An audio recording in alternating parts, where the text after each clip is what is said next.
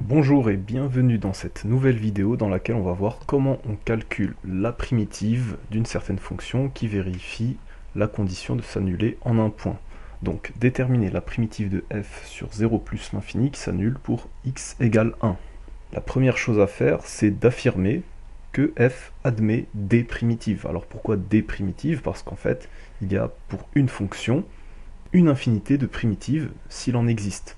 Et toutes ces fonctions sont définies à une constante près, c'est-à-dire que si je trouve une fonction f qui est primitive de petit f, eh bien toutes les autres fonctions qui vont être primitives de cette fonction petit f, elles sont toutes égales à une constante près.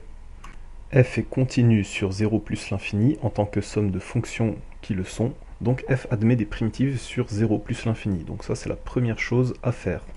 Soit x appartenant à 0 plus infini, f de x égale 3 fois, entre parenthèses, x, moins 1 fois 1, moins 2 fois, moins 1 sur x carré. Pourquoi mettre des parenthèses? Parce que ça va nous permettre de faire apparaître les fonctions usuelles dont on connaît les primitives. X, on connaît sa primitive, ça sera x carré sur 2. 1, on connaît sa primitive, ça sera x.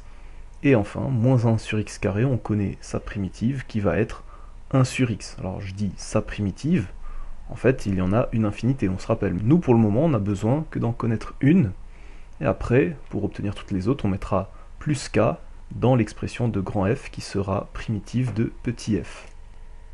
Maintenant on n'a plus qu'à remplacer chaque fonction usuelle par la primitive du cours que l'on a apprise.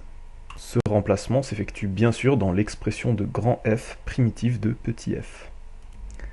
Grand f de x égale 3 fois x carré sur 2, primitive de petit x, moins 1 fois x, primitive de 1, donc la primitive de 1 sans terme constant, moins 2 fois 1 sur x étant une primitive de moins 1 sur x carré, donc j'insiste, je dis toujours une primitive.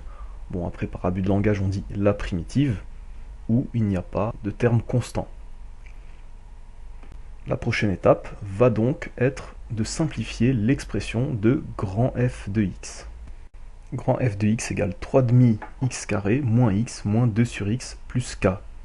Alors pourquoi on met plus k? Parce que pour le moment, on cherche l'ensemble des primitives de petit f. Et ensuite, parmi toutes ces primitives, on va choisir celle qui répond au problème. Parce qu'on nous a demandé la primitive grand f qui s'annule pour x égale 1. Donc au début, on les prend toutes, donc le plus k, ça permet de décrire toutes les primitives qui existent pour petit f. Puis, parmi toutes ces primitives, on va choisir la valeur de petit k qui va faire que on aura bien grand f de 1 égale 0. Donc c'est ce que l'on va faire maintenant, on va résoudre une petite équation, grand f de 1 égale 0, et ça sera une équation d'inconnu k. Donc, il faut bien faire attention, l'inconnu de l'équation, ici, ça sera k. D'habitude, dans les équations, l'inconnu s'appelle x, mais ici, dans le cas des primitives, l'inconnu de l'équation, ça sera la constante d'intégration que l'on a appelée ici k.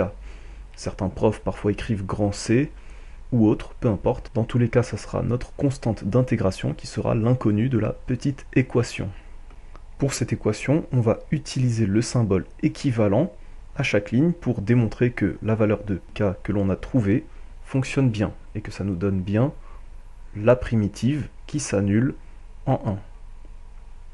Ce que l'on va faire, c'est remplacer f de 1 par son expression avec x qui est égal à 1. Donc on connaît grand f de x, donc en remplaçant x par 1, on obtient grand f de 1. Avec ce remplacement, il n'y a plus de petit x. Par contre, il reste juste k, qui est l'inconnu de notre équation, comme on l'a dit précédemment. On continue à simplifier le membre de gauche, on obtient 3 demi moins 1 moins 2 plus k égale 0. On continue à faire notre calcul numérique, on prend notre temps, donc moins 1 moins 2, ça fait moins 3.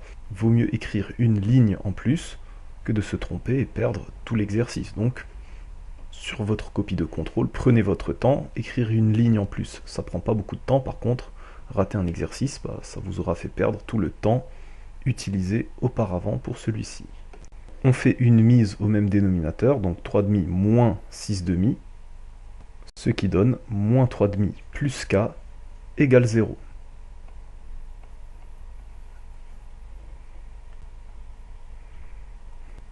Enfin, on trouve k égale 3,5.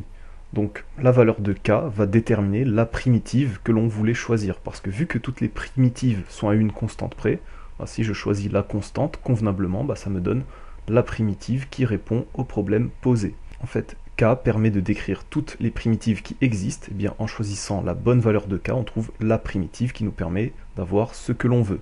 À savoir ici, f de 1 égale 0. La dernière étape qu'il nous reste à effectuer, c'est de remplacer k par 3,5 dans l'expression grand f de x que l'on a obtenue précédemment. Grand f de x égale 3,5 x carré moins x moins 2 sur x plus 3,5. Ça y est, on vient de trouver la primitive qui s'annule pour x égale 1. Il n'y a qu'une seule fonction qui vérifie cette propriété, c'est celle que l'on a trouvée à la fin de cet exercice.